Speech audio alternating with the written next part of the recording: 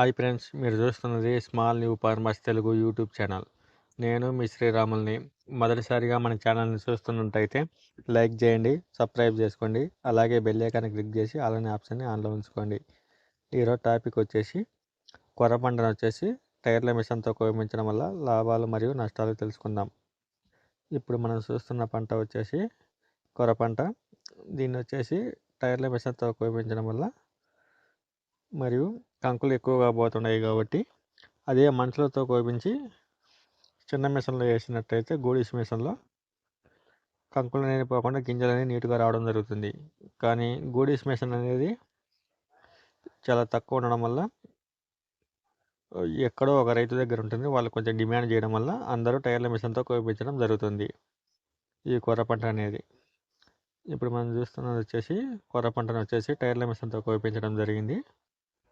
ఇదో ఈ విధంగా కంకులు పోవడం జరుగుతుంది.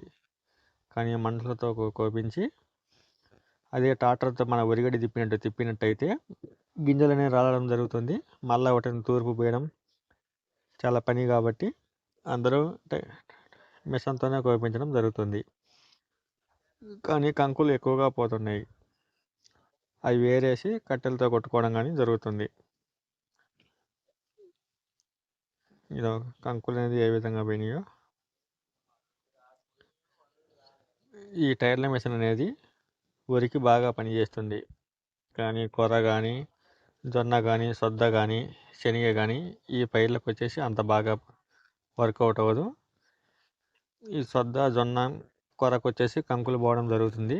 శనగకు వచ్చేసి అక్కడక్కడ మట్టి పెడ్డలు రావడం జరుగుతుంది.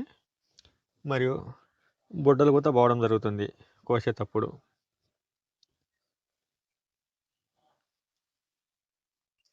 కొరకైతే ఎక్కువ పొలం ఉన్నప్పుడు అయితే సరేలే పోతే మళ్ళీ అనుకుంటారు. కానీ తక్కువ పొలం ఉన్నప్పుడు కంకులు పోయినప్పుడు కొంచెం రైతులకు బాధగా అనిపిస్తుంది.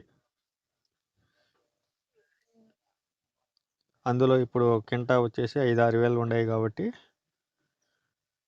మనుషులతో కోపించి ఈ గూడిస్ మిషన్కి వేసినట్టయితే కొంచెం రైతులకు ఆదాయకంగా ఉంటుంది ఈ టైర్ల మిషన్ పైన. అయితే టైర్ల మిషన్తో అయితే టైం సేవ్ అవుతుంది. ఇతర పనులు చేసుకోవడానికి అవకాశం ఉంటుంది ఎమ్మటే కాబట్టి. మనుషులతో కోపించి అది కొంచెం కూలీల ఖర్చు పెరుగుతుంది. దాన్ని బట్టి రైతులు ఎక్కువగా టైర్ల మిషన్తోనే కోపించడం జరుగుతుంది. మనుషులతో చాలా తక్కువ కొర్ర పంటని కోపించడం. కంకులు మళ్ళీ ఏరుకునేటోళ్ళు ఏరుకుంటారు, కొంతమంది పోవడం జరుగుతుంది శని మిన్నే.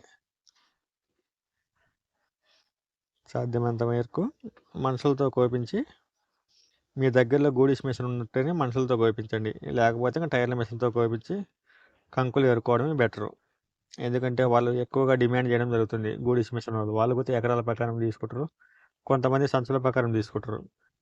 సాధ్యమైనంత వరకు గూడిస్ మిషన్ వాళ్ళు ఎకరాల ప్రకారమే తీసుకోవడం జరుగుతుంది. ఎందుకంటే ఎకరాకు వచ్చి పట్టాలి కాబట్టి ఎక్కడో 5-10 కిలోమీటర్ల దూరం నుంచి రావాల్సి ఉంటుంది. మీకు దగ్గరలో ఉంటే గిట్టుబాటు అవుతుంది, దూరంగా ఉంటే గిట్టుబాటు కావద్దు. కాబట్టి ఈ విధంగా ఏరిన కంకులు ఇలా కుప్పగా పోసి కట్టెలతో కొట్టడం జరుగుతుంది. ఈ వీడియో మీకు నచ్చినట్లయితే మన ఛానల్ని సబ్స్క్రైబ్ చేసుకోండి. దేశ సైనికులను ప్రేమించండి, రైతులకు సపోర్ట్ చేయండి. జై హింద్.